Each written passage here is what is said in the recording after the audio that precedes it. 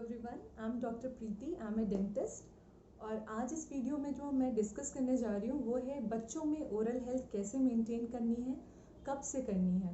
Specially जो new mothers होती हैं उनको बहुत डाउट होता है कि बच्चे के माउथ को कब से क्लीन करना है और कैसे करना है, या पूरी ओरल हेल्थ मेंटेनेंस कैसे करनी है। तो मैं खुद एक न्यू मदर हूँ, मेरे 1 साल के ट्विंस हैं, बेबी गर्ल बेबी बॉय। तो आज जो भी मैं आपसे शेयर करूँगी या जो भी आपको टिप्स दूंगी वो एज ए डेंटिस्ट तो होगी ही, साथ में एज ए मदर मैं अपने पर्सनल एक्सपीरियंस भी शेयर करूंगी कि मैंने अपने ट्विंस में क्या किया। तो चलिए शुरू करते हैं। आज की वीडियो को मैं 3 स्टेजेस में डिवाइड करूंगी। पहली न्यूबॉर्न, जब बच्चा पैदा होता है। सेकेंड स्टेज होती है 6 मंथ्स के बाद, जब बच्चे के मिल्क टीथ आने शुरू हो जाते हैं। और थर्ड स्टेज होगी 6 ईयर्स के बाद, जब बच्चे के परमानेंट टीथ आने शुरू होते हैं। तो जब हम न्यूबॉर्न बच्चे की बात करें, आई नो आपको सुन के लग रहा होगा कि बच्चा अभी पैदा हुआ है, अभी उसमें दांत भी नहीं है, तो उसमें क्या ओरल हेल्थ मेंटेन करनी है हमें। तो मैं आपको बता दूं, जब से बच्चा पैदा होता है तब से हमें बच्चे में ओरल हेल्थ मेंटेन करनी है, उनके माउथ को क्लीन करना है। क्योंकि बच्चा दूध पीना शुरू कर देता है और अगर हम क्लीन नहीं करेंगे तो धीरे धीरे क्या होता है, एक वाइट लेयर, एक पैची लेयर बच्चे के मुंह में जमा हो जाती है।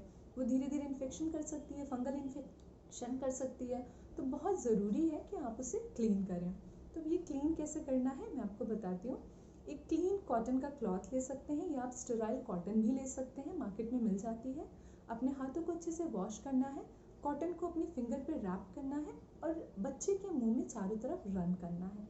ये बहुत हल्के हाथ से करना है, बहुत रब नहीं करना है, क्योंकि बच्चे के जो टिश्यूज़ हैं बहुत सॉफ्ट हैं, तो उन पर बहुत रगड़ना नहीं है। अभी बहुत हल्के हाथ से आप उसे क्लीन करेंगे। और बेटर होगा कि आप एक बाउल में थोड़ा सा वार्म वाटर रखें, एक बार क्लीन करिए, उसमें डिप करके वॉश करिए, फिर अगेन एक बार क्लीन करिए।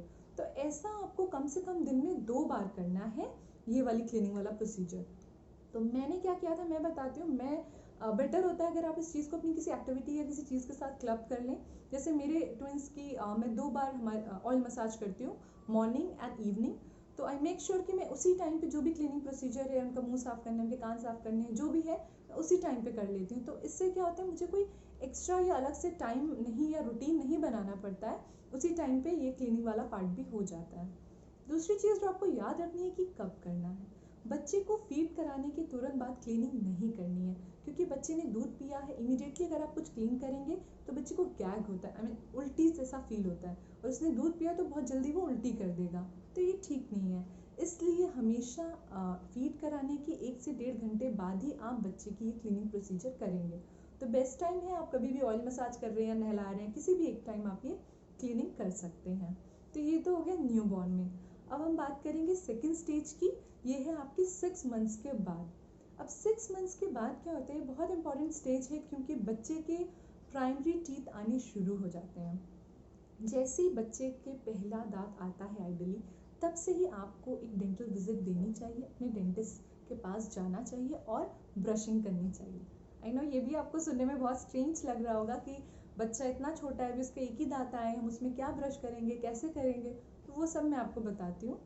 ऐसे में आपको यूज़ करना है फिंगर ब्रश, जो मैं अपने बच्चों में भी यूज़ करती हूँ और ये बहुत ही अच्छा है।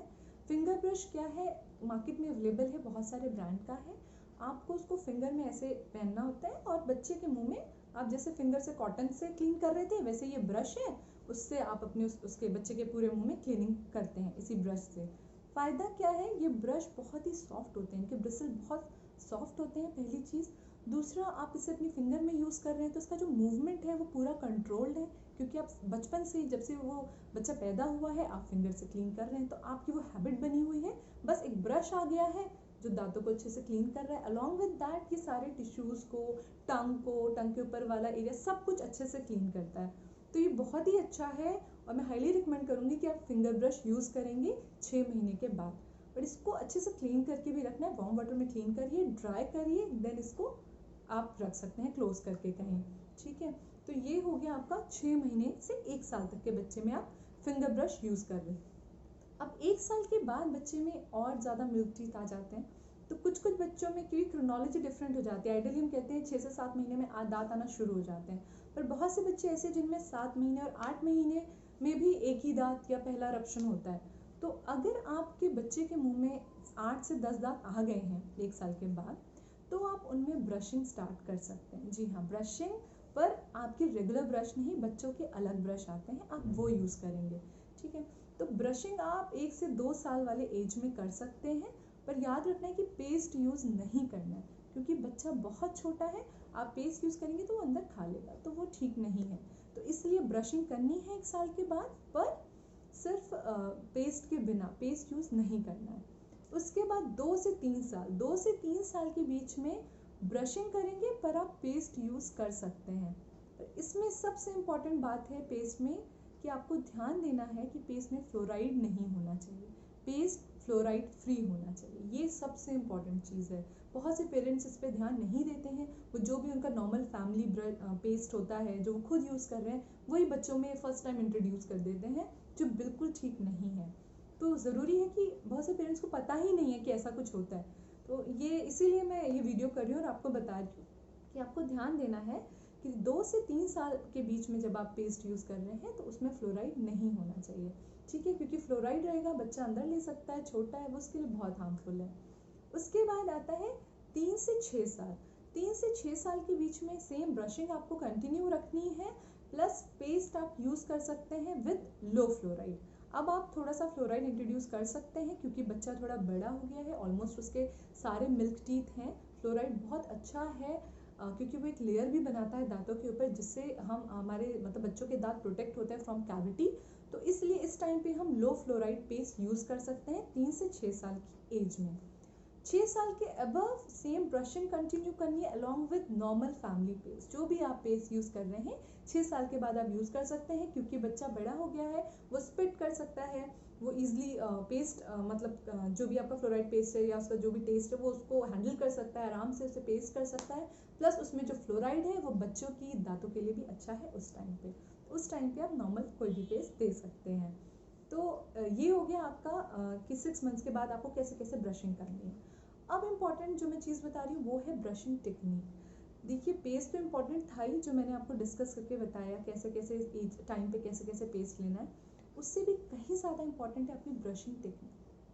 क्योंकि पेस्ट लोग सोचते हैं बहुत अच्छा पेस्ट यूज़ करेंगे तो हमारे दांत शाइन करेंगे, हमारे दांत बहुत अच्छे रहेंगे, बट ऐसा नहीं है। सबसे इम्पॉर्टेंट आपका ब्रश की कैसी कंडीशन में कैसा ब्रश यूज़ करना है, दूसरा क्या ब्रशिंग टेक्निक होनी चाहिए, सबसे इम्पॉर्टेंट है ये। तो बच्चों में जो ब्रशिंग टेक्निक होती है वो होती है सर्कुलर, ये सर्कुलर मोशन। बच्चों में हमेशा सर्कुलर मोशन में ही ब्रशिंग करानी है।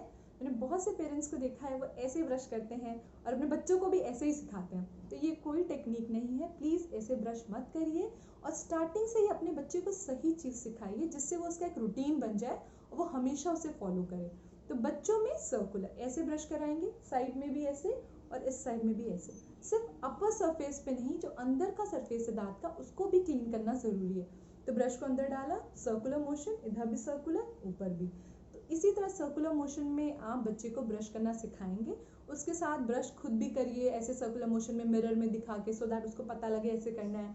कुछ ऐसे राइम्स दिखाइए जो ब्रशिंग की होती हैं, उसको देख के भी वो अट्रैक्ट होते हैं और ब्रश करते हैं। तो कुछ भी करिए, पर आपको अब ये हैबिट डालनी शुरू करनी पड़ेगी 1-2 साल के बाद कि हाँ बच्चा ब्रश करने लगे खुद से और ऐसे सर्कुलर मोशन में। तो ये हो गया ब्रशिंग टेक्निक। आपको ब्रश कैसा यूज़ करना है, जब भी आप छोटे बच्चों के लिए ब्रश यूज़ करते हैं, वैसे शॉप पे बहुत सारे ब्रश अवेलेबल हैं बच्चों के, पर आपको क्या ध्यान देना है कि जो भी उस ब्रश है उसका हैंडल थोड़ा सा ब्रॉड हो और शॉर्ट हो, क्योंकि आप तो करवाएंगे इनिशियली उसको ब्रश, पर जब आप उसको करने के लिए देंगे या बीच बीच में उसको भी आप बोलेंगे लो आप खुद ब्रश करो, तो वो ईजी टू हैंडल होना चाहिए, मतलब उसकी ग्रिप अच्छी होनी चाहिए, इसलिए वो शॉर्ट हो, थोड़ा ब्रॉड हो, जिससे बच्चा ईजिली उसको होल्ड कर सके। सेकेंड चीज़, उसका जो हेड है वो स्मॉल होना चाहिए, जिससे वो बच्चे का मुंह छोटा है उसमें ईजिली वो क्लीन कर सके, तो उसका हेड थोड़ा स्मॉल होना चाहिए और उसके ब्रिसल्स बहुत सॉफ्ट होने चाहिए, जिससे बच्चे के जो टिश्यूज़ हैं वो हर्ट ना हो। तो ये 3 चीज़ें आपको ब्रश में ध्यान देनी है, अदरवाइज आप कोई भी ब्रांड का कोई भी ब्रश यूज़ कर सकते हैं बच्चों वाला। ठीक है, अब आता है कि पेस्ट कितना यूज़ करना है, क्योंकि ये भी बहुत बड़ा क्वेश्चन है। मैंने बहुत लोग को देखा है वो पूरा ब्रश के हेड को पेस्ट से भर लेते हैं, तो वो बिल्कुल गलत है। आप वेस्ट कर रहे हैं, उतने की ज़रूरत ही नहीं है। सिर्फ पी साइज़ या आप कह लीजिए मटर के दाने जितना पेस्ट, बस इतना ही चाहिए होता है दांतों को क्लीन करने के लिए, तो आपको भी इतना ही चाहिए होता है। तो प्लीज़ स्टार्टिंग से ही बच्चों को बताइए कि कितना यूज़ करना है, सो दैट उनको प्रॉपर चीज़ें पता हो सही तरीके से स्टार्टिंग से ही। ठीक है, तो ये हो गया 6 मंथ्स के बच्चों में, 6 मंथ्स के बाद बच्चों में क्या क्या चीज़ें कैसे कैसे फॉलो करनी है। अब मैं आपको टिप देती हूँ एज अ मदर कि मैंने 6 मंथ्स के बाद कुछ चीज़ें क्या फॉलो की हैं। जैसे मैं अपने बच्चों को आम भी जैसे 6 मंथ्स के बाद सॉलिड स्टार्ट कर देते हैं बच्चों को, और इतने छोटे बच्चों को हम इमीडिएट या बार बार ब्रश नहीं करा पाते। तो ऐसे में क्या करना है, मैं क्या करती हूँ, जब मैं बच्चों को कुछ भी खिलाती हूँ तो साइड में एक बॉल में थोड़ा सा गुनगुना पानी रखती हूँ। जब बच्चे को आप खिला लें तो 2-3 चम्मच वो पानी पिला दें। उससे क्या होगा, पहली चीज़ सारा खाना एक तो अच्छे से स्वॉलो कर जाएगा। दूसरी चीज़, जितना भी खाना कहीं दांत में फंसा होगा तो वो सारा आपका फ्लश ऑफ हो जाएगा और कोई बैड स्मेल भी नहीं आएगी। तो ये एक तरीका है जो मैं करती हूँ और बहुत इफेक्टिव है, आप कर सकते हैं।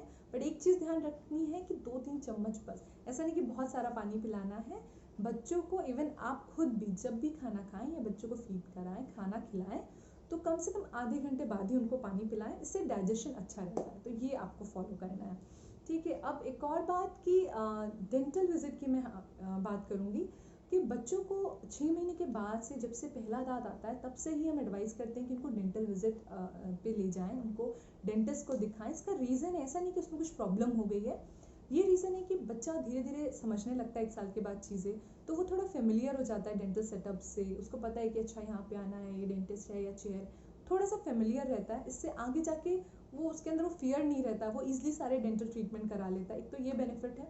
दूसरा, अगर बच्चे के दांत में कोई भी प्रॉब्लम हो रही, कोई कैविटी है या कोई एंगुलेशन, दांत की एंगुलेशन ठीक नहीं आ रही है, दांत टेढ़े मेढ़े आ रहे हैं, या कोई भी प्रॉब्लम है, नहीं आ रहे हैं दांत, तो वो डेंटिस्ट ही आपको बता सकता है, वो डेंटिस्ट ही ऑब्जर्व कर सकता है, वो देखेगा, वो एक्सरे करेगा डेंटिस्ट, तो वो चीज़ें आपको नहीं पता लगेंगी। तो इसलिए आप अगर हर 6 मंथ पे एक डेंटल विजिट रखेंगे तो ये आपके बच्चों का इनिशियली से जो उनकी ओरल हेल्थ है, हाइजीन, प्लस जो उनके दांत हैं सही आ रहे हैं कि नहीं आ रहे हैं, इन सब, ये सब कुछ मेंटेन रहेगा, ठीक है। और एक चीज़ जो मैंने मिस कर दी वो मैं बताना चाहूँगी, हाँ, बॉटल बेबी कैरीज, या से आप नर्सिंग बेबी कैरीज भी कह सकते हैं। इसमें क्या होता है, 6 महीने के बाद, 1 साल के बाद आप बच्चों को अपने दूध या फिर जो आप दे रहे हैं फॉर्मूला मिल्क, इससे आप शिफ्ट कर जाते हैं काउ मिल्क में। तो बहुत से पेरेंट्स क्या करते हैं, उसमें चीनी मिला के दे देते हैं।